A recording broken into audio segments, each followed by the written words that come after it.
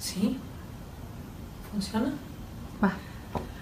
Si eres un joven socialista que piensa que Cuba es el ideal que hay que seguir, lo primero que deberías hacer es escuchar a las personas que dedicaron su vida desde los 15 años a la revolución comunista.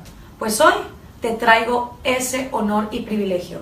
Estoy nada más y nada menos que con la doctora cirujana, neurocirujana, Hilda Molina.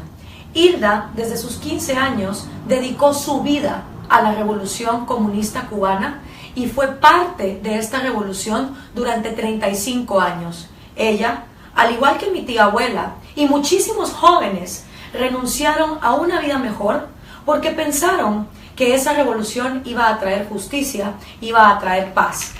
Mi tía abuela, Celia Torriente, en el año 1994, cometió suicidio, luego de 3 décadas de darse cuenta que todo lo que la revolución prometió nunca llegó. Hilda salió de ese régimen porque también se dio cuenta de esas injusticias y ha dedicado su vida a hacer entender algo que la gente no entiende, que si hay un imperio del norte responsable de la miseria que hoy está atravesando Venezuela y de lo que ocurre en nuestros países, ese imperio es la dictadura castrista, ese imperio es Cuba. Hoy, en esta entrevista, que para mí es un honor poder tener contigo, Hilda, yo quiero que primero hablemos de qué te lleva como una joven de 15 años a estar a favor de la revolución castrista, como tantos jóvenes hoy en América Latina. Ayer estábamos aquí en el mercado de San Telmo, la imagen del Che Guevara por todos lados. Uno no puede hablar mal de ese carnicero porque todo el mundo lo ve como un referente. Y los jóvenes en América Latina están todos súper idealizados con el comunismo, el socialismo. Y creo que lo mejor es escuchar a quienes fueron jóvenes antes que ellos para saber qué los llevó ahí. Sí, bueno, primero es un honor también para mí que una joven con raíces cubanas, ¿no? Y latinoamericanas sea tan inteligente y esté luchando tan duramente y tan eficazmente por esta verdad. El problema es que ellos no hablaron de revolución comunista. En Cuba la palabra comunismo apenas se hablaba de esa palabra. Se decía bajito, pero además no importaba, no se sabía. Se hablaba de una cortina de hierro. Él prometió, palabras textuales, una revolución humanitarista de los humildes, por los humildes y para los humildes. Y aunque yo tenía 15 años cuando ellos llegan al poder, aunque yo era de una clase social adinerada, era mi familia paterna y materna, siempre me dolió, pero me dolió de verdad el dolor humano. Entonces, siempre dije que quería ser médico para trabajar para los pobres. Y yo escuché, me acuerdo, sentada en el piso frente al televisor, su primer discurso con 15 años. No se mencionó la palabra comunismo, ni se habló de odio, ni se habló de quitarle las propiedades a uno para apropiárselas de ellos. No, se dijo que iba a ser una revolución de los humildes, por los humildes y para los humildes, una revolución de valores para tener la patria perfecta, donde íbamos a forjar el hombre nuevo. Dijo una cosa que a mí me gustó mucho, que nada más iba a premiar el mérito allí. Y yo creo que una sociedad que premia el mérito es una sociedad importante. Yo también lo creo. Bueno, lo dijo, lo prometió. No va a haber enfermos que no tengan médico. Y yo siempre dije, quiero ser médico para los que no pueden pagar. Y de hecho todos en América Latina creen que Cuba tiene una excelente salud. Bueno, cuando yo diga por qué renuncié, vas a ver cómo yo desmiento ese mito, ¿no? Y que no iba a haber niños sin escuela, tampoco dijo que iban a convertir la escuela en un centro de adoctrinamiento. Entonces yo me acuerdo que yo le digo a mi madre, ya yo tenía una beca para estudiar medicina en España, Estados Unidos o Cuba, porque había sido el mejor promedio de bachillerato de colegios católicos de Cuba completa. Yo estudié en un colegio católico, la primaria de monjas y la secundaria, el bachillerato. Y me acuerdo que le digo a mi mamá, voy a posponer el estudio el inicio de la carrera porque yo me quiero sumar a esto. Fíjate que acá ahí no se hablaba de comunismo, se hablaba de humanismo, de humanitarismo. Y yo me acuerdo que mi madre, que fue un ser humano excepcional, me dijo, te vas a equivocar, porque a mí este hombre no me gusta. Hablando de Fidel. Sí, Fidel, porque estaba junto a mí viéndolo en la televisión. Le digo, ¿pero por qué? Dice, porque habla con odio. Y cuando un ser humano habla con odio y desde el odio, no es bueno. Está bien, porque mi madre nunca, no se opuso nunca a las libertades de nadie. Yo te voy a acompañar en este camino que tú vas a seguir, porque sé que tú no vas a hacer nada malo. Te voy a acompañar desde lejos, no para sumarme a esta gente. Ella no creyó ni un solo día en ello. ¿Y tu papá? Porque yo sé que tú vas a regresar a tu camino. Y entonces también te voy a acompañar cuando regreses. Mi padre y la familia paterna mía lucharon contra Batista. ¿Que era un dictador? Que era un dictador, pero el problema es que me hablan de Batista porque Batista es el paradigma de la maldad. Lo que no tiene sentido que tú trates de quitar un dictador para implantarte eternamente como dictador. Entonces, bueno, mi padre vio bien, o sea, no sintió, porque además mi familia nunca se movió por la riqueza material. O sea, dio por bien perder su patrimonio material. Fueron gente rica que dijo, yo renuncio a esto porque creo que el ideal es más grande. El ideal es más grande. Y mi madre, ¿cuántos estarían dispuestos en América Latina? A mi madre no le importó, tampoco le interesaban los bienes materiales. No porque estuviera renunciando. Ella sí decía, son unos ladrones, son unos sinvergüenza, pero lo peor que tienen es el odio que están transmitiendo en la sociedad. Dividieron familias. Así que como prometieron eso, yo me sumé a eso, llena. Además yo era una niña, estamos hablando de la década del 50, o sea, estamos hablando del 59, donde una gente de mí, y yo no justifico mi camino errado, o sea, yo no lo justifico, pero estoy explicando por qué no pudieron confundir. Además era un discurso convincente, y yo cometí un error, yo digo que un error supremo, y fue cederle a Fidel Castro la decisión, la posibilidad de decidir sobre mi libertad, sobre mi vida. Yo abandoné mi proyecto de vida, que era hermoso, para adoptar un proyecto de vida ajeno, sin saber en qué consistía el proyecto de vida de Fidel Castro. Me creí sus palabras. Por eso siempre le digo a los jóvenes, ¿no? Así que yo, eso no le gusta mucho a algunos amigos míos que yo lo diga, pero digo que me voy a morir, tengo 74 años ya, añorando esa revolución que yo creí que se podía hacer, y que le llamo ahora la revolución de los valores, porque se puede cambiar el mundo para bien, pero desde el amor, desde el perdón, desde fomentar valores y empezar por tu propia vida.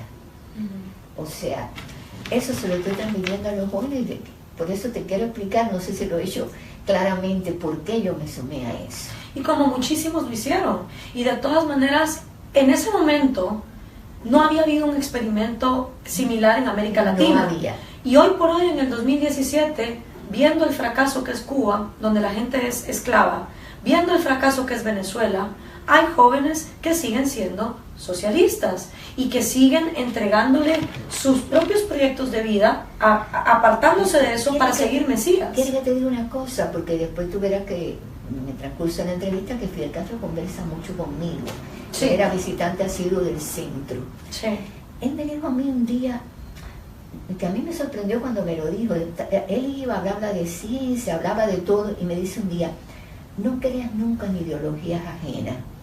Y yo me quedé pensando, bueno, pero si él nos ha tratado de imponer ideologías ajenas a los cubanos, no creas, porque los teóricos escriben papeles y papeles para que los revolucionarios hagamos. No creas nunca en ideologías ajenas. Y ahí es donde yo compruebo, y sabiendo los libros que él leía, que él se fabricó un Frankenstein ideológico. Un Frankenstein ideológico. Cuando yo supe los libros que leía, porque me los prestaba y quería que yo los leyera, yo me doy cuenta que él fue tomando de todas partes un poquito lo que le convenía. O sea, ni socialista ni comunista, él era fidelista. Para llegar a ser lo que quiso ser siempre desde su adolescencia, el emperador de un imperio mundial. Lo decía, ahí eso está documentado, lo que él decía. Vamos a llegar a eso, pero antes quiero que hablemos de cómo tú llegas a tener una relación tan estrecha con Fidel Castro. Tú entonces decides renunciar a tus becas en el extranjero. Posponerla. Yo dije, sí, de renunciar a la beca porque ya no le iba a conseguir más. Las becas renunciarla y posponer el inicio de la carrera hasta que la revolución me necesitara. Ah, ok, perfecto. Sí. Y te quedas entonces en Cuba y empiezas entonces a prepararte como profesional. No, yo estoy varios años haciendo, por ejemplo, alfabetizando a todo lo que nos sometieron a los cubanos. ¿Cortaste caña de azúcar? Sí, como no, hasta la carrera. ¿Sí? Todo el trabajo en el campo. Y una cosa, como yo tenía tan buen promedio, estaba tan bien preparada, ellos enseguida me vincularon con la docencia. Yo llegué a dirigir un secundario en Cuba y tenía menos edad que los alumnos. ¡Wow! Sí. Y de paso, como quería estudié por yo no vivía en la capital en ese momento, estudié por encuentro la carrera de pedagogía. O sea, yo antes de ser médico estudié pedagogía, que era una carrera que te daba un doctorado en Cuba en aquella época, después desapareció como tal. Sí, yo participé en todo, pero al unísono con eso empezó mi proceso de, yo lo describo como miedos, dudas y decepciones, que es una angustia existencial caracterizada por estos tres sentimientos. Miedo, porque enseguida había que sentir miedo. Cuando yo vi que los valores sobre los que se había edificado la revolución, la patria, la nación cubana, fueron arrasados. La familia, la libertad, los derechos humanos, la doctrina del amor y la paz y la vocación de servicio. Sobre eso siempre nos enseñaban que había sido edificada la nación cubana. ¿Cómo arrasaron con eso? Y cómo los cubanos nos convertimos en víctimas, pero también en cómplices, porque cuando tú te callas, tú eres cómplice por omisión. Claro. Entonces yo digo, repito, yo me quedé, pero hay mucha gente que huyó sin abrir la boca. Y yo le llamo a eso complicidad por omisión. Sí. Sí, por ejemplo, en el caso de mis abuelos, salieron en el 57, cuando entra Castro, ellos estaban viviendo en Venezuela. Sí, no, pero eso es otra historia. No, pero te quiero decir, porque luego mi abuelo se volvió radioaficionado y dedicó su vida a jamás callar lo que estaba pasando adentro y a sacar gente que estaba ahí adentro. Y mi abuela también a ayudar. De hecho, cuando fue el terremoto del 76 en Guatemala, ellos tenían a 14 médicos cubanos hospedados en la casa que les estaban buscando. O sea, lo mínimo si tú salías era precisamente no callar. Y luego tuve la otra parte de la familia, porque eso es algo que también hizo Fidel. Enfrentó familias y las llenó de odio. Disparató la institución familiar. Sí. Entonces, una cosa que era en Cuba era una de las bases de la nación cubana. La familia, el perdón, el amor. Fíjate que los cubanos, tú lo sabes, somos conocidos porque es amorosos los cubanos. O sea, el odio lo implantan ellos en Cuba. El odio, el resentimiento, la división social. Yo enseguida, a mí me dice yo tengo una amiga psicóloga, yo no me veo como un psicólogo, pero es amiga mía, me dice, tú no te diste cuenta, pero tú fuiste disidente siempre desde adentro. Claro. Porque yo todo lo que no entendía lo preguntaba. Eso es a lo que quiero llegar. Sí. A cómo empiezas tú a ser esa persona que cuestionaba. No, inmediatamente. O sea, a mí, primero con mi madre era diseñadora de moda. Ella me sigue haciendo mi ropita cuando le quitan la casa de moda. Y a mí me sentaban siempre en el banquillo los acusados porque decían que yo me vestía como una burguesa. Y era la ropita confeccionada por mi mamá. Y que yo no decía palabrota. Y que a mí me gustaba estar limpiecita y hablar con la educación que yo había recibido. Y yo me acuerdo que yo lloraba y yo le decía a ellos, a los comisarios políticos, el problema es que yo trabajo más que ustedes. El problema es que lo que yo hago es más productivo que lo de ustedes. Cuando ustedes me digan o me demuestren que lo que yo hago, esto, bañarme, hablar como me enseñaron a hablar, perjudica a la patria, entonces tal vez yo lo deje, pero me tienen que convencer. Claro. No me podían convencer. Hubo cosas con las que yo nunca lograron que yo claudicara. Y siempre pregunté, sobre todo una pregunta que yo comencé a hacer muy pronto. ¿Qué pasa con la familia? ¿Por qué mis tías que se fueron, que no tenían que ver con la política, cuando comenzó la persecución por la Iglesia Católica? ¿Por qué mis tías son traidoras? Si ellas nunca se han metido en la política. Tienes que entender, hasta que después me decían, cállate. Otra pregunta que yo hacía con mucha frecuencia era, ¿por qué si ustedes hablan siempre de la oligarquía, de los ricos, que era mi clase social, que yo había pertenecido? Y a la que tú renunciaste a la que voluntariamente. ¿Por qué ustedes están quitándole la propiedad a los demás? Pero además yo veo que ustedes se hacen dueños de esas propiedades. Y se quedan ahí. Dice que no, se están haciendo ricos. A mí, si sí es tan mala la oligarquía, ¿por qué ustedes se están convirtiendo en oligarcas? Respuesta. Bueno, porque las revoluciones tienen periodos de crisis. Digo, no, pero esa es una crisis evitable. Con que ustedes no lo hagan, resuelta la crisis. Claro. Entonces me decían, cállate. Digo, bueno, me callaré porque me están amenazando, pero yo sigo sin entender. Y yo quiero entender esta revolución para luchar bien por ella. Es que pues sí, si tú estás entregando tu vida y estás siendo congruente, quieres entonces, respuestas. bueno, en el libro Mi Verdad, que yo escribo en Cuba, yo voy recorriendo esa revolución, pero como protagonista. Claro. O sea, a mí no me pueden hacer historia, porque yo puse mi vida para eso. Entonces, algunos años después yo logro, y ahí cuento en el libro cómo yo logro ya liberarme de eso y que me permitan ya comenzar a estudiar la carrera. Tenía 7 años más de la edad que debía tener, o sea, era 7 años mayor que mis condiscípulos. Tenía un niño, me había nacido mi hijo, me había casado, me había divorciado ya del padre de mi hijo, tenía mi niño de 6 años. ¿Qué año era este? Yo comienzo, a ver, súmale 7 años al 59, sí, 66, por ahí. Y estaba llena de heridas sangrantes, de miedos, de dudas, de decepciones. Por todo esto, cuando comienzo la carrera de medicina, y allí me pareció que yo comenzaba a vivir. ¿En dónde estudiaste? ¿En la Universidad de La Habana? En La Habana. Porque yo no, o sea, yo digo que lo que yo siempre fui por encima de todo fue médico. Después madre y abuela también, pero médico sobre todo. Y a mí se me rompía el corazón cuando yo pasaba por un hospital y todavía no estaba estudiando la carrera. O sea, cuando yo llegué a la carrera, además porque quedaban profesores de verdad, médicos de verdad, gente de verdad que amaba con pasión la profesión, y también algunos de sus alumnos formados por esos profesores que ya no, ha habido nuevas generaciones y ya no existe, aunque el médico cubano sigue teniendo muchísimo corazón. Sí. De todas maneras, yo me sentí renacer y ahí empecé a cuestionarme otra cosa. Yo estudié la carrera con disciplina militar porque era una orden de Fidel. Nunca dejamos de cortar caña en la carrera porque vino la zafra del 70, ¿has oído la zafra Sí, del claro, 70? había que cumplir la cuota de Cerraron 10 millones de toneladas. Cerraron la para universidad y nos llevaron a todos a la buzón de Sí. a cortar caña y a las mujeres a apilarlo. Sí. Yo lo narro también Las cosas que los progres no saben. No. Sí. Como yo regresé de esa etapa con las manos, las uñas negras, porque apilábamos caña quemada, porque decían que era más, y al final nos hicieron los 10 millones. ¿No puedes? ¿Cómo terminó esa epopeya? Bueno, volvimos a la universidad, pero Fidel hizo un discurso donde vociferó lo siguiente: a convertir el revés en victoria. No hemos podido hacer los 10 millones, pero no importa, este revés lo vamos a convertir en victoria. O sea, otra consigna más. Que te cuento, nunca di de consigna, nunca fui a sus marchas.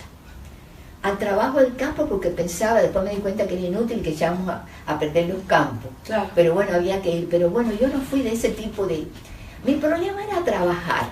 Que te dejaran en paz para ser médico. Pero además te digo, fui una esclava de lujo. Porque donde quiera que estuve trabajé mucho. Y yo empecé a cuestionarme otra cosa, que con sentido común, por eso digo a todo el mundo, usen el cerebro que está acá dentro del cráneo, úsenlo para pensar. Empecé a darme cuenta que cómo era posible que un país aislado, sin posibilidades de conectarnos con nadie, pudiéramos garantizar que éramos una potencia médica. Cuando tú dices que eres lo mejor del mundo en algo es porque tú tienes forma de comparar. Claro. Y la ciencia es de comparación. Así es. Y de intercambio con el mundo. Y yo me acuerdo que yo buscaba en las bibliotecas y eran libros, te cuento, que algunos de los libros que estudiábamos, después supe que eran autores americanos y de otros países, pero ellos no te ponían las referencias, los reimprimían y no sabían de dónde era este autor ni el otro. Así pasé yo por la carrera, cuestionándome si, preocupada por los enfermos, estarán engañando a los enfermos, no solo al mundo. ¿Habrá algo mejor allá afuera que tiene aquí que no haber hay? algo mejor. Bueno, por fin termino la carrera con el mejor promedio de mi curso.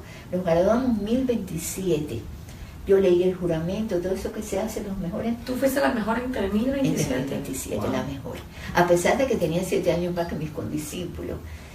Ahí, yo siempre contestataria, lo que pasa es que era tan buena estudiante, mis notas eran tan descomunalmente diferentes a la de Festo, que bueno, te das cuenta que no podían, hay cosas que no te pueden quitar el mérito, porque es imposible que te lo aunque quiten. Sea la misma educación y la igualdad, no, siempre el espíritu individual es distinto. Eso. Ahí me hacen, estudiando medicina, me hacen militante del partido, que otra cosa es importante que el mundo sepa. En Cuba hay un solo partido que es el comunista, pero tú no decides afiliarte a ese partido. Ellos te eligen como bueno y te hacen el honor de dejarte entrar al partido, que es lo que no acaban de entender. No, pero era militante del partido. No. A mí me llamaron un día y me dijeron, tú no tienes edad para el partido, pero eres tan excelente estudiante que te vamos a hacer el honor de darte la militancia del partido. ¿Quieres que te diga que te diga la verdad? Porque a mí me gusta decir la verdad, que es importante.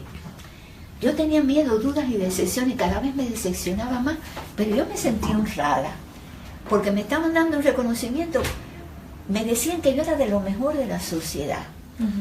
Y tal vez fue un error, pero yo no cuestionaba si de verdad en el partido estaba lo mejor de la sociedad, claro. Porque veía gente que no era lo mejor, veía otra gente que era mucho mejor y pues no decir que estaban tan identificados, no entraban al partido. Y allí, por ser la mejor promedio, me dicen que puedo escoger la especialidad que yo quiera. El gobierno suele no decide qué especialidad hacen los médicos. Tú no escoges ni tu propia carrera. ¿Cuánta gente estaría dispuesta a que le escogieran la carrera? La especialidad también, que es puramente vocacional en medicina. Y yo digo, yo quiero ser neurocirujana. Y ahí, ¿qué pasaba? Que los neurocirujanos en Cuba eran hombres y ellos no estaban al tanto, no querían estar al tanto de que había mujeres muy buenas neurocirujanas en el mundo. Me decían, no, olvídate. Digo, no, ¿cómo que me olvide? No. Ustedes dicen que me toca este derecho, que me corresponde. No, yo voy a ser neurocirujana. El calvario que yo tuve que recorrer para que me reconocieran ese derecho, pero por fin entré. Lo cual es irónico, porque luego dicen que el socialismo es más afín a la igualdad de la mujer y que no hay diferencias. Era, una cantidad de neurocirujanos que tenían atrasada las neurociencias en Cuba, que no se habían preocupado por mejorarla, pero machistas, prepotentes. Yo entré en un mundo donde inclusive apostaron, esta no termina, déjala que entre. Hubo apuestas de los hombres. Y ahí yo sí me dediqué a averiguar qué pasaba en el mundo, porque me di cuenta cuando comencé a entrar al quirófano a ayudar, que eran tan traumáticas las operaciones de neurocirugía que tiene que haber otra cosa. ¿Por qué? ¿Cómo eran en Cuba? ¿Qué es el pilar de la medicina moderna? Se siguen haciendo craniotomía, aperturas grandes del cráneo, pero mi intuición me decía que cada vez tú tienes que ir por lo menos invasivo, porque el cerebro es muy noble el cerebro. Yo decía, si para entrar a un lugar a resolver un problema hay que entrar dañando tanto tejido, tiene que haber otro mecanismo. Además veía que se desahuciaban muchas enfermedades. Este está desahuciado, este no tiene arreglo. Digo, no, esto no puede ser. ¿No le daban continuidad? No, había enfermedades donde no le daban continuidad. ¿Por ejemplo? Por ejemplo, las lesiones medulares, los pacientes parapléjicos con lesiones medulares, la enfermedad de Parkinson, la enfermedad de Alzheimer. Pero ahí está su medicina, la mejor. Sí. Entonces, bueno, yo iba a la biblioteca y me ponía a registrar la biblioteca buscando información, hasta que un día me dice la bibliotecaria del instituto donde ya estaba estudiando la neurocirugía: doctora, ¿qué usted busca tanto acá? Carmen, yo busco información de verdad, de que venga de otro país. Carmen, no encuentro nada, quiero saber qué pasa en el mundo. Carmen se queda mirándome y me dice, venga para acá. Me saca porque en Cuba sabemos que nos filman, nos graban. Me saca para un pasillo y me dice, mire doctora, hay unas revistas que llegan del extranjero, pero que nada más la puede leer el director. ¿Todo bien? Todo bien. Por eso te dije el palito. El director era el mejor neurólogo de Cuba, un hombre muy bueno, Y ella me dice, no es que el director no le quiera prestar las revistas a ustedes, es que los comisarios políticos se lo prohíben. Pero yo se las voy a prestar. Si usted ve que entra alguien, escóndalas. Estamos hablando de material científico. Claro. Yo me siento en un rincón, me pongo a leer las revistas, en inglés estaban, y me doy cuenta, allí es una lectura rápida que hice en 1 hora, que ya se operaba de otra manera en el mundo la neurocirugía, que había tratamientos para enfermedades que tal vez no se curaran, pero que mejoraban. Y yo me acuerdo que yo empiezo a llorar ahí. Claro. Y me dice Carmen, no me llores si le presté la revista, ¿por qué llora? Le digo, Carmen, porque estamos engañando a los enfermos. Y ahí hice una cosa casi como suicida en Cuba. En Cuba había un delito que era relaciones en consulta con los extranjeros. Yo tomé las direcciones de los autores de esos trabajos que no sabía que eran tan importantes, las direcciones, hice una carta tipo en inglés y le dije, yo soy una humilde estudiante de neurocirugía, leí tal artículo suyo, ¿qué está pasando en el mundo con las neurociencias? Y tuve que hacer cola para conseguir papel, hacer cola para conseguir sobre, para poder mandar esa carta. Te digo que muchas cartas mandé. Y le puse que me respondieran, si me iban a responder, yo con poca esperanza, al instituto, porque digo, si me responden en la cuadra, estaban los comités de defensa de la revolución que se llaman, que eran los que recepcionaban las cartas y veían si tú recibías correspondencia del extranjero. Claro. Ahí enseguida comencé a recibir respuestas, de los que después serían mis amigos en la ciencia. Pero Carmen me dice, oiga doctora, le está llegando correspondencia del extranjero y usted va a tener problema acá. Y entonces, con la ayuda valiosa de esa mujer que ya está en el cielo, Carmen, pude seguir adelante porque me dijo, pero yo la voy a ayudar. Sé el día que viene el cartero, voy a salir a la calle, voy a esperar al cartero, voy a recoger toda la correspondencia, la suya la voy a poner en mi bolso, voy a entrar y le digo al portero, mira, entró esta correspondencia, pero no va a ver la suya, porque el portero la quiere mucho a usted, pero le tiene que decir a los comisarios políticos si usted tiene eso con el extranjero. Claro. Así yo me fui haciendo de una biblioteca y fui... Es increíble cómo la voluntad de Carmen pudo haber sido de cobardía y de decirte no te ayudo, y entonces nada de tu vida hubiera cambiado. Pero tú sabes por qué me dijo Carmen que lo hacía. Porque ella me veía tan estudiosa, tan trabajadora, tan seria, queriendo a tanto a los enfermos, que dijo, no, si Carmen no me hubiera ayudado, yo hubiera, tal vez preso hubiera estado, claro, porque se hubiera descubierto, ¿no? Claro. Entonces terminé la especialidad ya amiga epistolar de mucha gente que ya yo no sabía que eran tan importantes. Claro. Estamos hablando de científicos de Suecia, Francia, Inglaterra, Estados Unidos, Japón. Cuando termino la especialidad, la primera mujer que con tesis de grado se graduó de neurocirugía en Cuba soy yo, con el mejor promedio, mejor que el de los hombres. Y entonces poco después me informan que voy a ir, que me ha sido concedido el honor de ir a Argelia como neurocirujana. O sea, honor que tú no habías pedido. No, pero, o sea, sabe que los médicos cubanos andamos por el mundo. Sí, los esclavos del siglo XXI, porque no les pagan no tienes idea.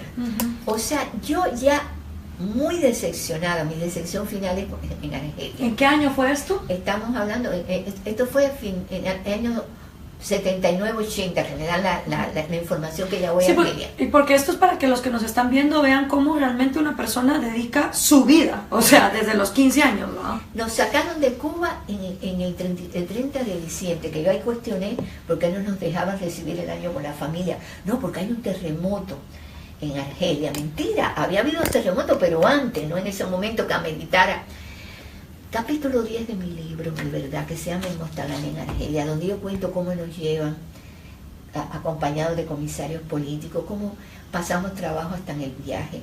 Es la primera vez que yo me monto un avión en tu vida para ir al extranjero. Y no lo hacía para vacacionar, lo hacía para ir a servir al pueblo argelino. Por eso es que yo digo que a mí no me pueden cuestionar cuando yo hablo lo que tengo que hablar del castrismo. Claro. Llegué a Argelia, ¿sabe qué? Era joven, una joven profesional, pero con la ilusión iba a hacer neurocirugía de catástrofe, porque era un terremoto, que era mentira. Esa fue la primera mentira que había habido terremotos muchos en Argelia, pero no se justificaba que nos separaran de la familia al finalizar un año y comenzar otro. Ahí yo cuento, primero, cómo me ponen un documento en la mano para que yo lo firme. Tengo al embajador cubano delante. Firma ahí, pero yo obviamente empiezo a leer. Dice, no leas nada, firma. Digo, no, yo no firmo nada que no lea, y mucho menos en un país que no es el mío. Yo soy un embajador, digo, no, a mí no me importa que usted sea el embajador, yo voy a leer el documento. Claro. Está en francés, me lo dice irónicamente, y yo en el mismo estilo, yo no suelo usar estos estilos, le digo, pero yo leo francés, porque las monjas en las que me eduqué me enseñaron francés. Y no quería que lo leyera porque era el contrato, donde se decía, lo teníamos que firmar todos los médicos que estábamos allí, lo que el gobierno argelino le iba a pagar a los Castro por mi trabajo. ¿Por tu trabajo? Por mi trabajo. O sea, nada de gratis, nada de, ay, qué lindo, qué lindo Castro que manda a la gente qué gratis. Qué generosos son. Sí. Ya yo después cuando digo, el médico cubano sí es generoso, entrega su vida, claro, pero pasando hambre, pasando frío, pasando trabajo, mientras para los Castro es un negocio, un gran negocio. ¿Cuánto recibió Fidel Castro? $250 millones por mi trabajo. $250,000 sí, en el año 80. Entre el 80 y el 83. $250,000. Porque eran las operaciones de neurocirugía. Yo estuve de guardia los 2 años y tanto, estuve de guardia todos los días, por cada guardia se pagaba. Las consultas. O sea, yo era la neurocirujana de varias provincias. ¿Cuánta gente estaría dispuesta a darle a su gobierno un trabajo que vale $250,000? Yo que le dije al embajador, no le mientan más al mundo, porque ya yo estaba que no me callaba nada. ¿Por qué lo dice? Digo, porque es un negocio del gobierno, de ustedes es un negocio, de nosotros. No uses palabras tan duras. Digo, no hay otra palabra. Cuando se reciben miles de millones de dólares por un trabajo de gente que pasamos mucho trabajo. ¿Cuántos médicos había en esa misión? Hubo médicos que murieron. Ajá. Hubo médicos que consumieron bebida, los argelinos se dieron cuenta y intoxicaron la bebida, le pusieron corrosivo, porque allá no se puede, por la cosa de su religión, beber en público. Los cubanos se robaban el alcohol del laboratorio para procesarlo. Sí. Y se dieron cuenta, a mí me lo dijeron, yo se lo dije al jefe de la brigada, los argelinos, porque decían, usted es la más seria, los argelinos no quieren más que se robe más el alcohol sí. No crees conflicto, acá tenemos una forma de vivir, la forma de vivir era todo esto, ¿no? Permitir que se envilecieran, porque a la persona que es débil y está lejos de la familia y pasando trabajo, puede pegarse al alcoholismo. Claro. O a cualquier cosa que lo nuble, se deprimían. Sí. Lo que pasa es que yo me sobrepuse a eso, pero vivir lejos de la familia tanto tiempo pasando hambre, Gloria, yo estaba de guardia, por ejemplo, me llamaban, yo me iba de los días llegando a veces al apartamento donde vivía, llegaba la ambulancia a buscarme porque ya había una urgencia, porque yo era la única neurocirujana, y a veces me pasaba la madrugada yendo y viniendo, pero el problema es que en el hospital ya después de la noche no había mujeres. Los argelinos no permitían ni enfermeras ni médicos mujeres, pero las mujeres cubanas sí. Y yo tenía que viajar con un ambulanciero argelino sin que nadie me acompañara, solita, y llegar a ese hospital donde había nada más que hombres. Y eso no le preocupaba al señor embajador ni al gobierno cubano. ¿Te das cuenta? Cosas así. ¿Y cuántos eran en tu misión?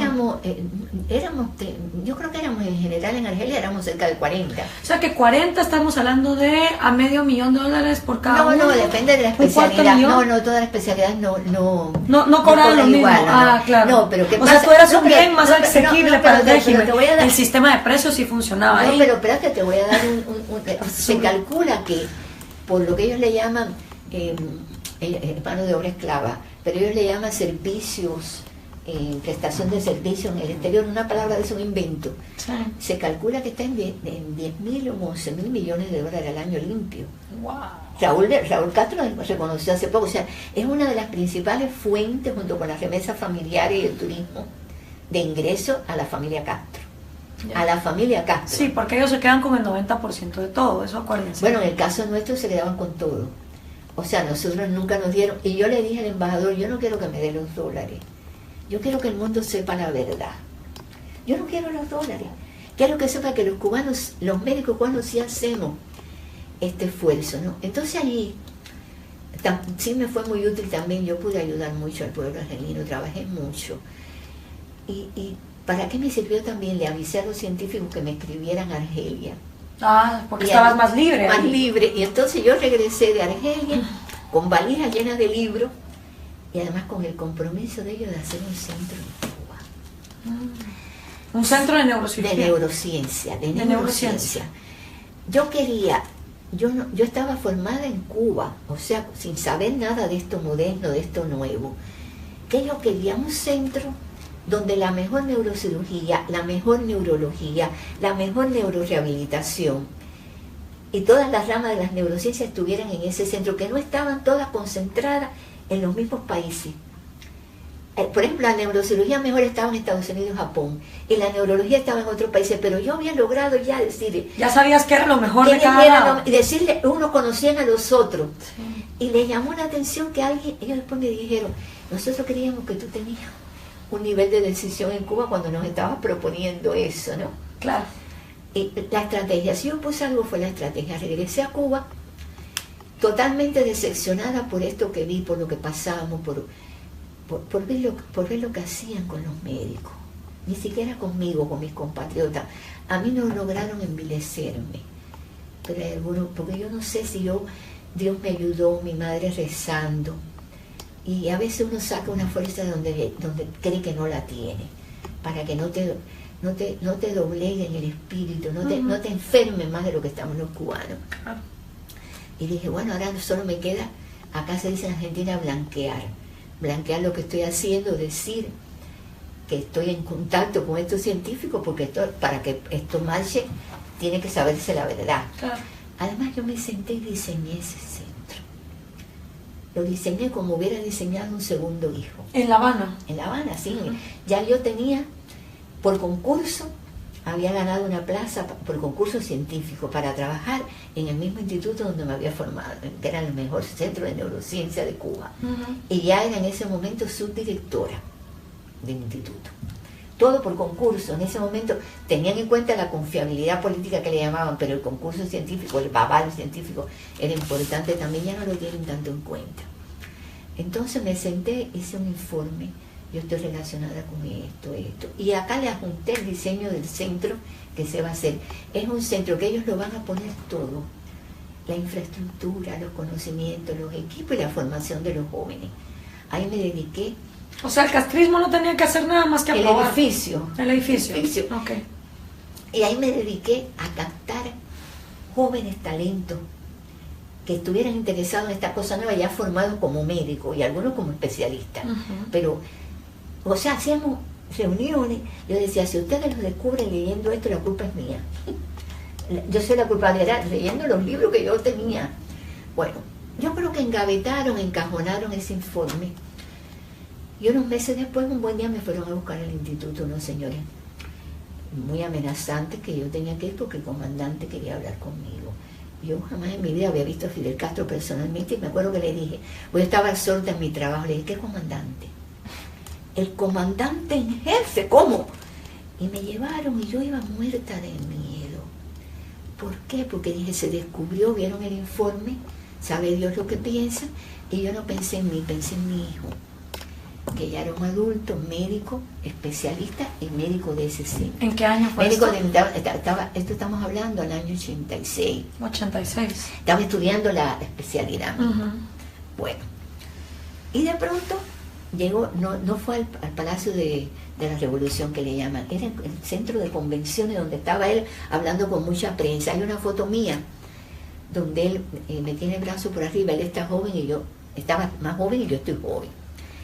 Y bueno, mis detractores, que está bien, que Dios lo bendiga, dicen, pero era la niña linda de Fidel, porque él me tiene el brazo por arriba, pero no, en ese momento él me está llevando para una oficina y me está diciendo, qué bueno que viniste. Y yo pensando, pero si me acaban de traer como si yo tuviera opción. Y ahí en la oficina esa, él de una forma muy agresiva. Vestido con su uniforme verde con su olivo. uniforme y alto como era, y yo chiquitica, me manda a sentar, yo me siento. Explícame qué tú estás haciendo. Y yo le digo, ¿a qué se refiere? Bueno, yo estoy viendo enfermo. ¿Se refiere al contacto con los científicos? Sí. Puedo ser sincera. Dice, no, puede ser, no. Tienes que ser sincera. Y ahí es donde yo me encomiendo a Dios. Y le digo, mire, comandante, usted me disculpa. El problema es que las neurociencias cubanas están atrasadas. Y yo creo que los enfermos cubanos no se merecen eso. Y yo busqué ayuda. Es todo. ¿Cómo que están atrasadas? Él sabía que estaban atrasadas. Obvio que lo sabía. Él lo sabía todo. Digo, con el mayor respeto usted me permite que yo le explique. Y entonces, como Fidel Castro era de una inteligencia superior que el mundo ha subvalorado, sí, una inteligencia superior para la maldad, pero superior, se sentó. Porque dijo, o la escucho o la mato. Y ahí empezó un interrogatorio de muchas horas, donde él se interesó y donde él se dio cuenta, parece que le habían transmitido un chisme, que había una neurocirujana joven en contacto con el extranjero, y creo que los términos que se manejaban eran de espionaje. Espionaje. Y él se da cuenta que no, que tiene delante una mujer amante de la medicina, que lo que ha hecho es algo totalmente inconsulto e ilegal en Cuba, pero por los enfermos. Y empieza a interrogarme, ¿pero quiénes son los científicos? ¿Pero cómo que? Y le digo, usted no leyó porque yo presenté un proyecto explicándolo todo. No tengo el proyecto. ¿Dónde está? Digo, bueno, hay una copia en el instituto donde yo trabajo. Vamos allá. Era ya de madrugada. ¿Todo el día habías pasado ahí? Era buena parte del día. Y ahí me lleva en su auto al instituto. Yo le digo cuando yo salgo de ahí, digo, avisen al director, al profesor Estrada, que va para allá él. Los enfermos, imagínate, cerraron las calles, todo ese lío, y ahí se leyó el proyecto. Él me dijo, esto está aprobado. O sea, se puede hacer el centro. Y ahí es donde yo le digo, el comandante es un centro internacional, o sea, le estaba diciendo, no es suyo. Me lo has dicho 3 veces. Sé que el centro es de los científicos, o sea, el proyecto de los científicos es tuyo, pero sabes, una cosa también es mío ahora. O sea, me dijo, esto no se hace si yo no lo apruebo. Claro. Tengo que decir que nunca intervino ni dijo hay que hacer esto, ni este científico está bien, ni este científico. Siempre preguntaba, pero nunca se dio una obra que estaba en construcción, que no avanzaba para que fuera lo que sería el edificio. Y mientras esa obra se hacía, que yo puse ladrillo, toca acá. Así un callito, ¿no? Sí. De poner ladrillo haciendo la obra de ese centro con la ilusión de que iba a ser para los enfermos cubanos. Mientras los jóvenes que yo había escogido iban a esos países, hasta el pasaje se lo pagaban los científicos, a estudiar en 6 u 8 meses todo lo nuevo que no se sabía en Cuba en las diferentes ramas de las neurociencias. Y allá, a partir de allí, yo diría, la palabra no sé si utilizar, que nunca se separó, nunca dejó de hablar conmigo. Iba a la obra primero, siempre me preguntó, ¿cómo va la obra? Porque le llamaba la atención que él me dijo, si te doy una obra que no avance y te pongo una brigada constructora, ¿tú la diriges? Digo, no, me tiene que poner uno que entienda de eso. ¿Pero qué usted quiere? ¿Que yo garantice que se haga la obra? Yo se lo garantizo. Y él veía que mientras otras cosas no avanzaban, esa obra avanzaba. Claro.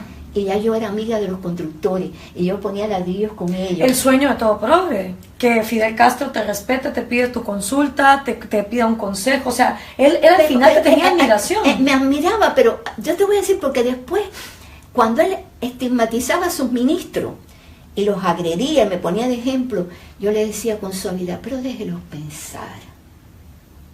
Como diciendo, yo hago esto porque estoy pensando. Porque a mí me está dejando mi cabeza. Porque yo le pasé por encima a usted. Claro. Que fue lo que nunca le dije con estas palabras, ¿no? Pero se lo decía. No estarías aquí sentada. No estaría sentada. Bueno, entonces se inaugura en el 89 el centro, él lo inaugura, van los científicos, allí los conoció a todos. Él se sentía feliz de conocer a otros científicos, que las conoce por mí. Y los científicos, obviamente, era una novedad conocerlo a él. Muchos me decían, cuidado, nosotros te vamos a ayudar, lo hacemos por los enfermos cubanos, pero en este tipo de sistema nada llega al final bien. Muchos me lo decían. Y bueno, después yo entré ya poco a poco, estudié, me supe. Yo fui respetada en esa comunidad, gracias a la ayuda que me dieron esos científicos. Y ese centro se convirtió en un templo del humanitarismo y de la ciencia. Y yo digo a veces que en un país donde nada funcionaba, ahí yo logré personas decentes, comprometidas con la ciencia, como eran todos los trabajadores allí, porque los dignifiqué, porque dignifiqué la tarea. Yo digo que era como un ramo de orquídea en un estercolero, porque yo no digo palabras feas, pero bueno, me parece que así. Y bueno, ahí empezaron, o sea, dirigir ese centro no era fácil. Él se convirtió en visita sistemática del centro. Un buen día me dijo, entraba al centro, en este salón yo quiero cuando yo venga a hablar contigo acá en este salón. Y yo me voy a sentar acá y tú te vas a sentar acá. Ah, bueno. Mi madre, que ya era una persona mayor, como yo estaba tantas horas trabajando, me la llevaba para el centro, para que no se quedara sola en la casa. Y ellos nunca, él llegaba, saludaba a todo el mundo, se agachaba a darle un beso a mi mamá, y mi mamá siempre con el rosario en la mano. Me dijo, si él piensa que yo te voy a dejar hablar sola con él en ese salón, está equivocado. O sea, tu mamá tenía miedo de que él al final te manipulara. No, ella decía, porque hablan de que el diablo manda emisarios al mundo, pero en este caso bajó personalmente, me decía mi mamá. No es un emisario del diablo, es el diablo en persona. O sea, tu mamá ni siquiera, porque eso pasa también mucho en estos regímenes socialistas, que los papás cuando ven que sus hijos salen enchufados, por ejemplo en tu caso, tu mamá pudo haber dicho, bueno, a mi hija ya le dieron el centro, me cae mejor Fidel, pero tu mamá se mantuvo firme. Ella veía que yo ese centro lo estaba luchando, que el régimen, sus mecanismos eran anti lo que yo quería hacer en ese centro, que yo quería valores, decencia, y no era posible, que yo tenía que luchar. Además, ella nunca se despegó de mí, y era como el ángel de la guarda en la tierra que yo tenía. Ella nunca me habló. Allí, yo le hice un perfil a ella. Yo me di cuenta de lo que yo tenía delante, y sé que la CIA lo ha estudiado a distancia, pero una persona de las neurociencias, haciéndole un perfil directo, eso no es, o sea, no era una oportunidad cotidiana. No, pues. Estudié muchísimo los perfiles. Además hice otra cosa. Cuando él llegaba yo ponía la hora de llegada. Cuando se iba, la hora que se había ido, y trataba de recordar todo lo que me había dicho, todo lo que decía. Y yo terminaba llorando. Hay psicólogos que me han dicho, yo no he ido a psicólogos, son amigos, era como el bien y el mal. Y no sé cómo estas cuerdas, ¿no? Porque lo que ese hombre decía, para que yo admirara lo que decía, su pensamiento no tiene, es tenebroso, no tengo otra palabra. Él no me decía, yo te voy a definir lo que opino de familia, pero en el contexto de la conversación decía lo que él pensaba de la familia, de la maternidad, del pueblo, de la amistad, del amor, de la música. Yo lo tengo. Estoy escribiendo un libro que se llama Fidel Castro se confiesa, o Confesiones de Fidel Castro, con capítulos corticos que se llamen eso, el pueblo, la amistad, la maternidad, la familia. Son como 40 ítems. Donde está su pensamiento textual. Y allí fue, me pregunta por qué hablaba esas cosas conmigo. Yo creo que pensar que se trataba de una pobre persona sometida a ese régimen, que fuera capaz de pasarle por arriba sus restricciones y lograr ese centro, para él fue como un reto, ¿no? Y él quería que mi cerebro pensara como él quería que pensara. Claro. Los nazis hacían lo mismo con algunas judías. Él no sabía que yo lo estaba estudiando. Claro. Él estaba tratando de robarme el cerebro y yo lo estaba estudiando, estudiándolo. Entonces yo lo vi armar todo. Además él dirigía de manera muy improvisada. llegar a un lugar, mandar a buscar un ministro, llamar por teléfono. A veces invitaba a un científico de otro centro, porque era muy amante de los científicos, que no sé si se quedaría tan aterrado como yo, porque yo era incapaz de comentar solamente con mi mamá. Eso, yo llené 40 cuadernos, 41, y los saqué de Cuba, están a salvo, con todo eso que yo noté. Entonces yo lo vi armar el socialismo del siglo XXI. Y quiero entrar justamente a eso, porque hemos pasado hablando mucho acerca de cómo tú llegas hasta acá, pero es increíble cómo hay tanta gente que niega que Cuba está metida en todo lo que está pasando en América Latina, y que culpa a Maduro, ni siquiera a Chávez, y menos a Fidel. Gloria, yo te felicito. De lo que está pasando. Porque en medio de tanta superficialidad peligrosa de los políticos de varios países, tú tienes una claridad para decir las cosas, pero lo has hecho en base al sentido común, sí, a tus neuronas pensando y a tus estudios. Yo siempre digo, yo no soy una persona de la politología ni de las ciencias sociales, yo no soy una analista, pero yo sí sé de mi país. Y además creo, en Cuba todo está politizado, aunque tú no quieras, la vida a mí me ha obligado a saber un poquito de política. Pero esto además yo lo viví. Fidel Castro me dice, además, ¿por qué me decía esas cosas? Bueno, porque él me dijo un día, yo quiero mujeres inteligentes en la política. Le digo, yo soy una mujer de las neurociencias. Yo no sé de política. Pues tienes que aprender porque la patria lo necesita. Me prestaba libros.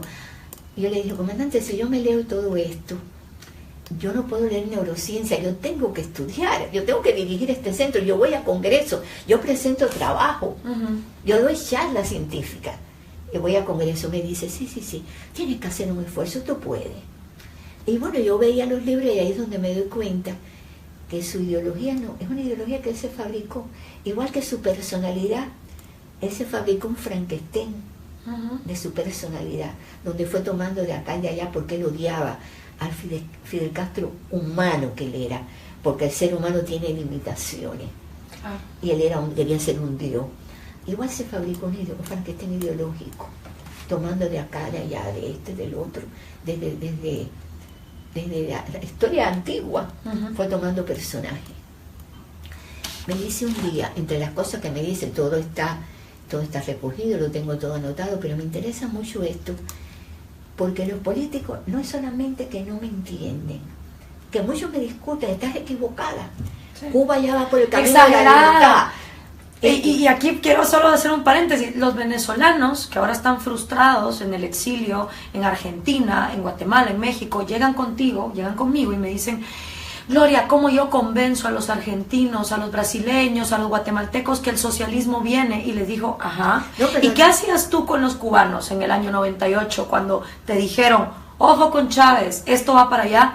Se burlaron de los cubanos. O sea, todo el mundo, y ahora se burlan de los venezolanos y dicen, exagerado, gente de la CIA. Quisiera que tuviera con la prepotencia que algunos me dicen, está equivocado, doctora, está equivocada. Ese socialismo del siglo XXI está en papeles, eso ya fue. Ya Cuba, cuando se hicieron las relaciones con los americanos, yo tuve que decir, ¿no? ¿Quién ha visto que la libertad de un país tenga que ver con que se ponga una embajada americana en Cuba? Además, ya esa embajada existía como otra categoría de oficina de intereses. Sí. Ni siquiera tuvieron que hacer un edificio nuevo porque era un búnker lo que tenían. O sea, a veces yo digo, ¿seguiré hablando o me callo? Pero yo me siento obligada, además de que hay personas que, a ver, si no se fuera tan intolerante, si no criticaran a gente que está dentro del régimen, que ha estado, que no se escapen, que dentro del régimen se enfrenten, habría más renuncia. Conmigo, con mis renuncias en el año 94, iba a haber más renuncias. Las renuncias, ¿por qué fueron? Bueno, primero quiero terminar con lo de Fidel Castro antes de ir a la renuncia para mantener coherencia en el hilo de la conversación. Ahí él me dice, los oligarcas son malos, pero son bobos. Y yo creo que sí que son bobos. Sí, algunos oligarcas son bobos. Mira, él ha inventado esa tontería de la democracia, palabras textuales. Cuando él, ojo, en la revolución prometió que a los 2 años iba a haber elecciones democráticas. 18 meses. 18 meses encima, menos de 2 años, y nunca lo Pero supo. bueno, te estoy diciendo lo que me decía. Sí. Dice, ellos no saben para quién han trabajado. Mira, Hilda, las guerrillas no nos han resultado en el sentido de que los compañeros lleguen al poder. Las guerrillas en Guatemala, Nicaragua, En El todas Salvador, partes. Perú, No nos Argentina. han ayudado. Sin embargo, vamos a usar los propios mecanismos de su tonta democracia para que los compañeros lleguen al poder. Estoy hablando palabras textuales. ¿Año? ¿Qué año es esto? Estamos hablando de 80 y tanto, 87, 88. O sea, ya venía el debacle de la Unión Soviética y ya Fidel Ya, Castro estaba programando él su ya plan. hacía rato, porque ellos tenían espías en la KGB. Ujú. Había gente de la KGB que era espía para Fidel, espiaban para Fidel. Bueno, ahí me dice eso y me dice, y además estamos haciendo, junto con eso, al unísono, la revolución silente. La estamos haciendo no solo en América Latina, en el mundo entero. Le digo, ¿qué cosa es la revolución silente? Me dice que los bobos oligarcas, Ujú. no se dan cuenta cómo le estamos infiltrando con nuestras ideas los centros educacionales, Así es. los grupos religiosos, las empresas, los medios de prensa. Entonces, él me había prestado el libro de Gramsci. Ajá. Y yo Hegemonía me acuerdo cultural, que que lo citamos aquí. me acuerdo que una noche yo estaba en el centro, terminé tarde de trabajar, mi mamá me dijo, mi mamá, si quieres yo me voy con mi hijo. Yo me quedé en el centro esa noche y me pongo a hojear el libro y inmediatamente digo, la revolución silente es Gramsci. Lo que pasa es que como a él no le gustaban los teóricos, Claro. le cambió el nombre. Toda idea era suya. Es no de- suya, toda idea sí. era suya. Entonces, cuando yo llego a Argentina, yo me doy cuenta que la revolución silente ha avanzado y a años llevan. Ahí está, Universidad de Buenos Aires, la izquierda está con Cristina, con el Proyecto Pero cuando, Nacional no, pero no, Popular, Fidel esos Castro. son los partidos. Pero cuando tú hablas con los jóvenes, cuando tú hablas con los sacerdotes, Ujú. cuando hablas con empresarios, cuando hablas con los medios, te das cuenta hasta dónde han penetrado en el cerebro de esa gente. Manipulación psicológica, medios de comunicación, O sea, arte, deporte, Sí, cultura. todo. Él todo. me hacía así con las manos, o sea, por arriba llegan por la tontería de la democracia y por abajo infiltran las ideas. Nunca se me olvida estos gestos con ambas manos de él. Nunca le dije, usted me está hablando de Gramsci, no, yo me hice, bueno, la revolución silente, para no decir que le había robado a Gramsci, porque él decía que los teóricos, esos tipos, decía, de la teoría, se pasaron y se pasan la vida escribiendo papeles para que los revolucionarios tengamos que hacer las cosas. Ujú. ¿Te das cuenta, Hilda, que los teóricos, no le hagas caso a los teóricos? Me decía, entre los consejos que me daba. Y ahí arma y prepara a Chávez, desde que Chávez da el golpe de Estado, a Carlos Andrés Pérez. Ujú. Él era amigo de Carlos Andrés Pérez, tenía excelentes relaciones, Ujú. pero él sigue, en eso es el tiempo que más visitaba el centro. No le gustaba Chávez. Payasesca era una palabra que a veces usaba. Pero después Chávez tuvo tal devoción por él, porque Chávez sí lo quiso mucho. Ujú.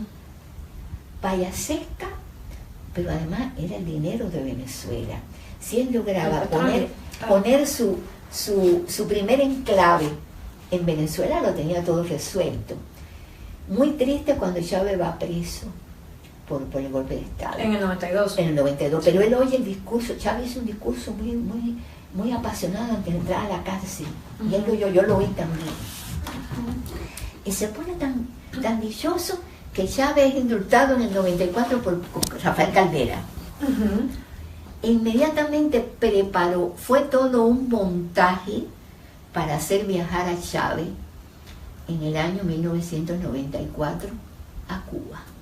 Ajá. Preparó el escenario, envió su historiador, el doctor Eusebio Leal, a dar una conferencia sobre Martí. Invitaron a Chávez para que Chávez aplaudiera y formara mucha bulla o sea, llamara mucho la atención. Lo invitaron al escenario y después cuando Leal regresa a Cuba, que le dice que ya cumplió su misión, le dice, no, todavía no, crea la Casa Simón Bolívar, para que a través de la Casa Simón Bolívar invites a Chávez, para que Chávez no fuera por una invitación gubernamental, Claro. sino como si todo allá no fuera gubernamental. Claro, ¿no? claro, cultural. Chávez viajó a Cuba en el año 1994. Ya yo había renunciado en ese momento. ¿Tú renuncias? ¿Por qué renuncias? Yo renuncio porque el centro poco a poco empezó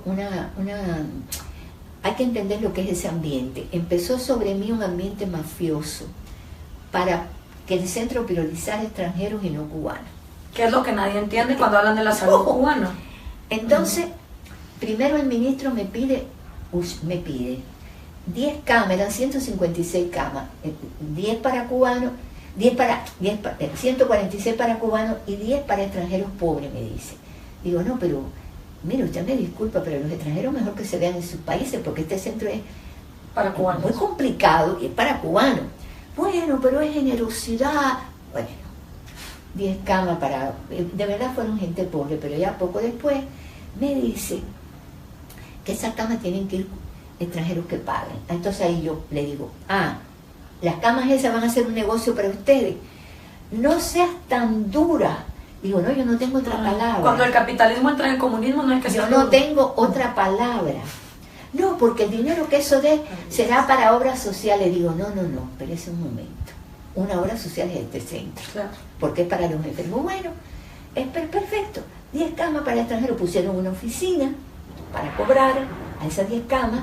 Se llevaban el dinero todos los días en un óptico blindado y le llegaron a sacar hasta 9 y 10 millones de dólares a esas camas. 9 y 10 millones de dólares. ¿Cómo Pero le yo- gusta el dinero al comunismo? Pero yo decía, bueno, 146 para cubanos. Pero cuando yo necesitaba un equipo, algo urgente, que se lo pedía a las autoridades, pídeselo a los científicos amigos tuyos. No tenemos dinero para eso. Digo, ¿y el dinero Que se que están dan las llevando. camitas esas? Eso es para obras sociales. Digo, pero este centro es una obra social. Bueno, muchas veces me hicieron llorar, porque yo no podía, yo tenía que admitir que me dijeran, pídeselo a su... Digo, no son mis amigos científicos, son los que están ayudando a los enfermos cubanos, no amigos míos, no, bueno, sí, son mis amigos en la ciencia, pero no me, como diciendo, acá no moleste. Claro. Entonces, cuando yo vi que ya, yo diciendo ni una cama más, ni una más, y ahí empezaron, un día el ministro me dijo, en vez de discutir tanto, acuérdate de tu hijo.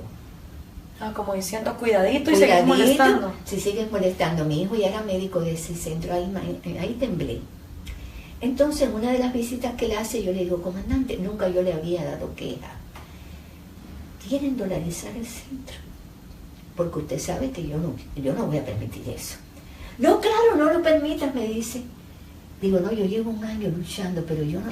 Porque si se dolariza, convengamos que ningún cubano iba a poder entrar. No, era sacar a todos los cubanos y lo tenía que sacar yo. Claro.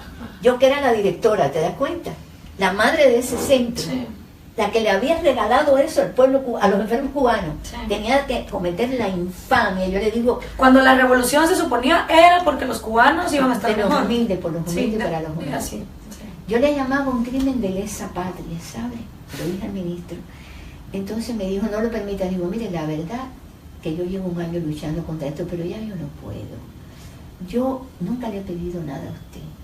Por favor, no lo permita usted. Y yo le arranco una parte. Usted me da su palabra de honor. Que esto, entonces ahí lo manejo como un psicópata que era. Porque no quiero hablar de su perfil, pero era así. Le digo, usted no ve cuando usted viene, como los enfermos lo aplauden, como lo quieren. No se lo quiten, no le quiten este centro a los cubanos. Claro, tú ensalzándole la personalidad psicópata para que no le le quitara el los centro. cubanos. Sí, sí. Me dice, no, eso no va a pasar. Digo, usted me lo promete, yo te lo prometo. Y se va y siguen las presiones. Digo, no, es él. Es él. Porque si él le dice al ministro, está bueno ya, paren esto, no le digan más nada a ella, no la amenacen más, eso es para... Se hubiera acabado en un segundo, pero seguían. Yo dije, no, un momento, es él. ¿Por qué? No sé, pero es él. Lo que pasa es que él nunca pensó, ni ellos pensaron que yo hasta iba a llegar. Uh-huh. Ellos pensaron que la mujer esta disciplinada, negada, pero no sabían que a mí me unía a ese sistema el defender ese centro de los enfermos cubanos. Claro. Si ya yo no lo podía hacer, entonces yo tomo una decisión que la consulto con mi mamá. Digo, yo voy a renunciar, porque además los científicos me habían ofrecido quedarme, me decían, no le vemos buen destino a esto, quédate con nosotros. No, yo no me quedo.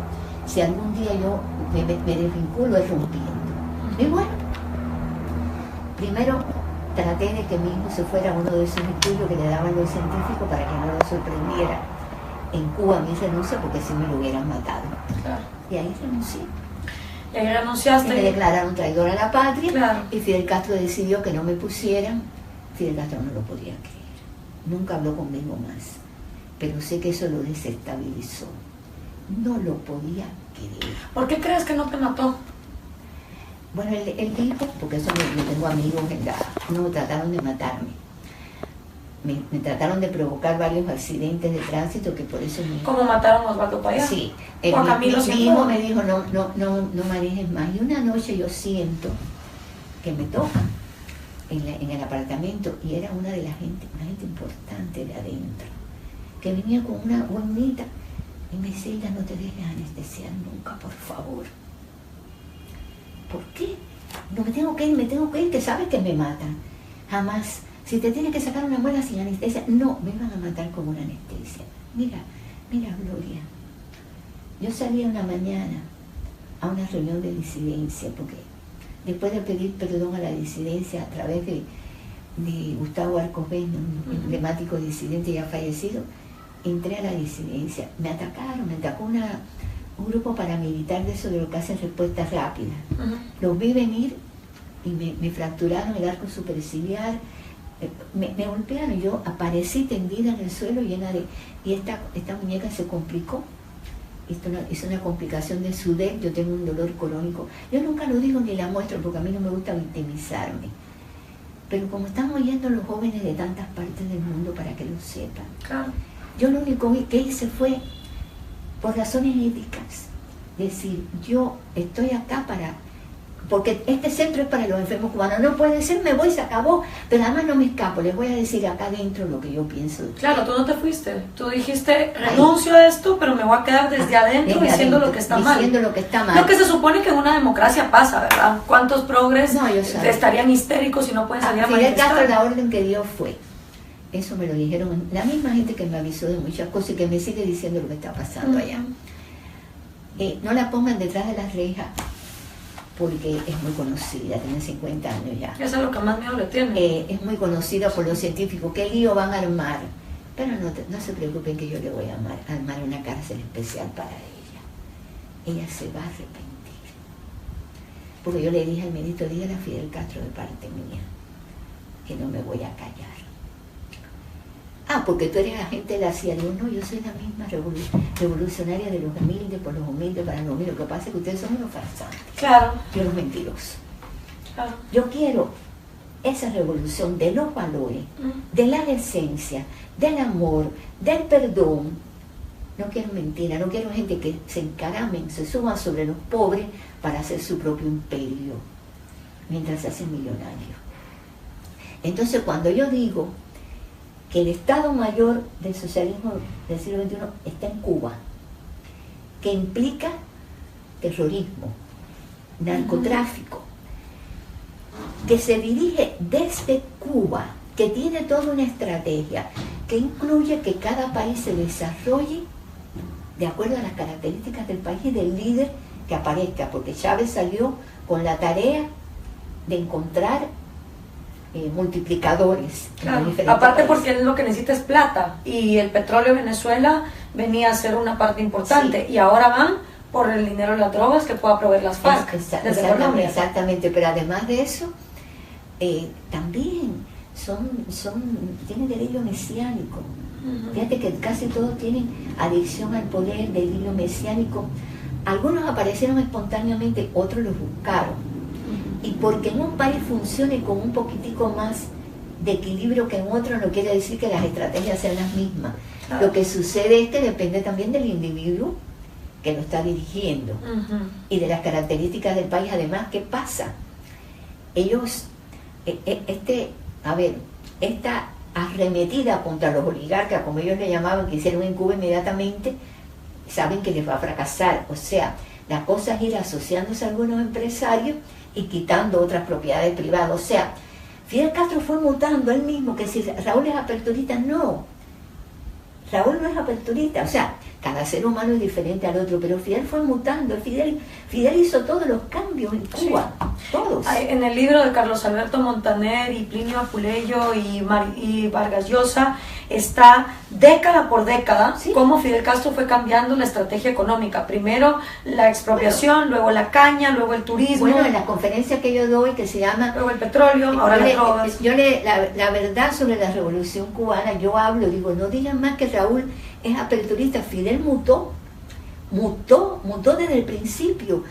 No, porque Fidel no se basó en ideales, se basó en su propia ideología de él, en él. ¿Qué le dirías tú a la gente que piensa que el desastre es Maduro y que Chávez era un iluminado caído del cielo y que Fidel Castro no tiene nada que ver con lo que pasa en Venezuela?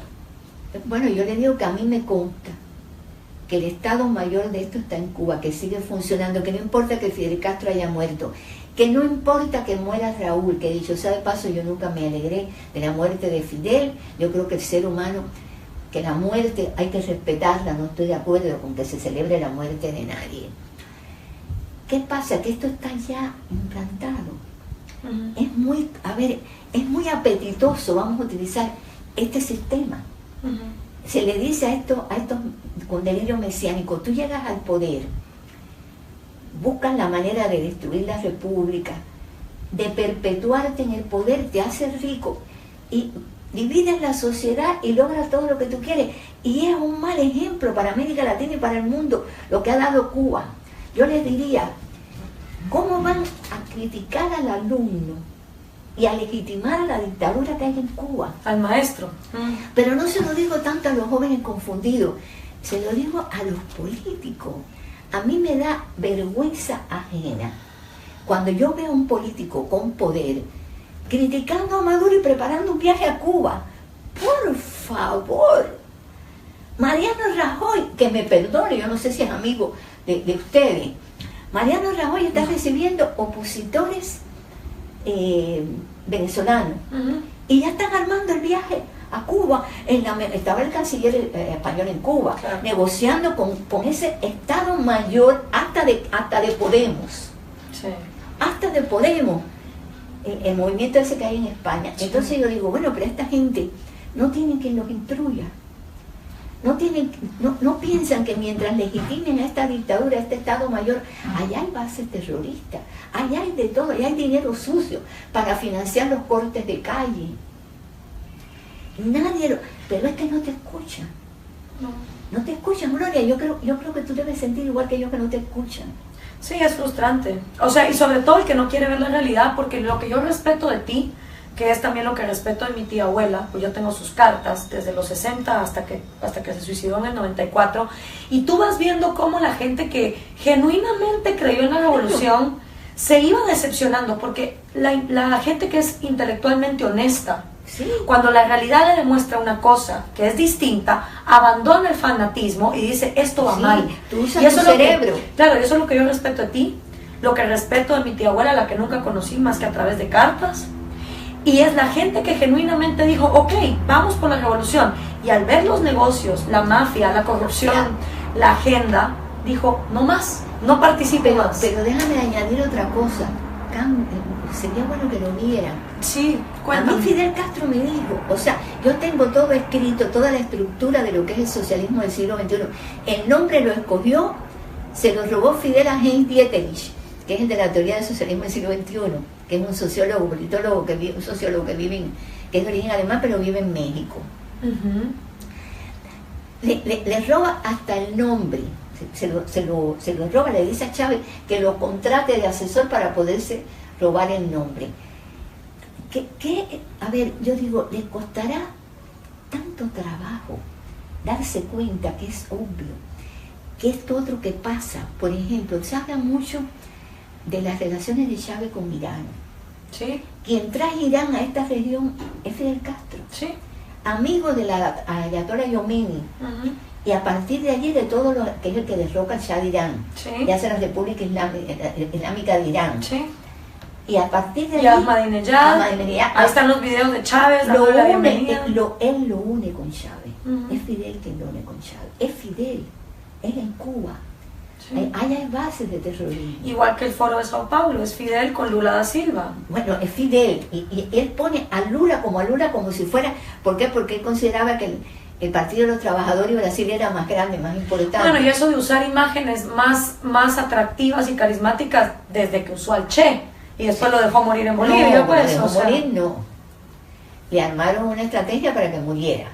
O sea, lo llevaron a la muerte para hablar. Entre el Kremlin, el Partido Comunista Boliviano con Mario Monge y el castrismo. Bueno, pero es que Castro hizo eso con Camilo Cienfuegos, con Sí, Uber Matos, con el Che Guevara, con Lula da Silva, con el que él pueda utilizar, lo utiliza. Pero bueno, la característica propia de la personalidad del psicópata. O sea, utiliza al ser humano para su fin y después lo desecha. Desecharlo puede ser quitarlo del medio o matarlo. Claro. Isla, yo te agradezco muchísimo por esta entrevista. Yo me quedaría hablando contigo hasta el anochecer, Sí. pero tenemos que seguir con una agenda. Y te agradezco primero porque hablar contigo es lo más cercano. Yo nunca había hablado con una persona que haya pertenecido a la Revolución Cubana y que lo haya visto desde adentro. Para mí es lo más cercano que voy a tener de poder entender la honestidad intelectual que tuvo mi tía abuela Celia. Una mujer que también se peleó con la familia, nunca se fue de Cuba, le dedicó su vida y su muerte a esa revolución y a ese ideal. Y te agradezco un montón porque tú sos el ejemplo para todos esos jóvenes que andan con el sueño del socialismo y que lo ven como un idealismo, de escuchar tu historia y cuestionarse ustedes, que son los defensores de eso, si pasarían por esto. Aclárale que no es socialismo. Que no es socialismo, porque hay un socialismo democrático, creo yo, y en algunos países. Es una mentira, es poder, dinero y odio, más nada. Sí.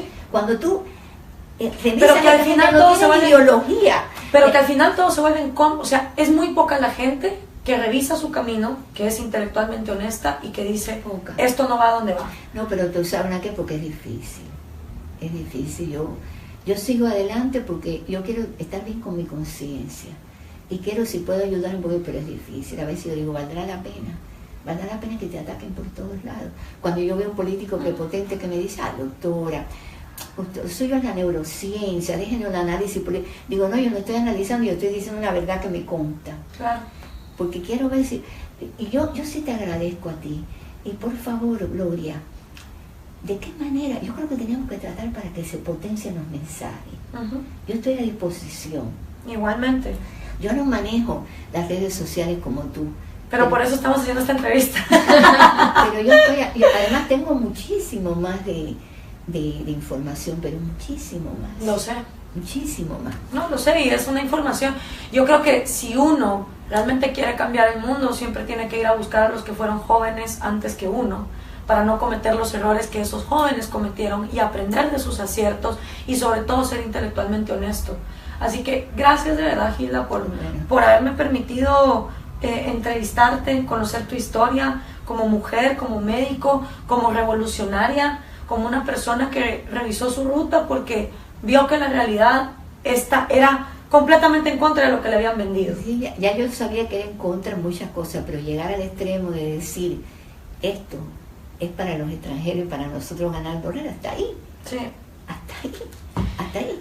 Pues muchísimas gracias, Gilda. A ti. Y a todos ustedes, yo espero que si dicen, ay no, qué aburrido, oír una entrevista de 2 horas, si tan revolucionarios son y tanto les preocupa la pobreza y la corrupción en América Latina, no sean hipócritas. Como yo digo en mi libro, Cómo hablar como un progre, el que realmente está interesado en acabar con la pobreza y la injusticia en América Latina, lo mínimo que puede hacer es tomarse el tiempo de escuchar a quienes saben mejor que ustedes lo que es dedicar su vida a una revolución comunista. Hasta la próxima. Lo que pasa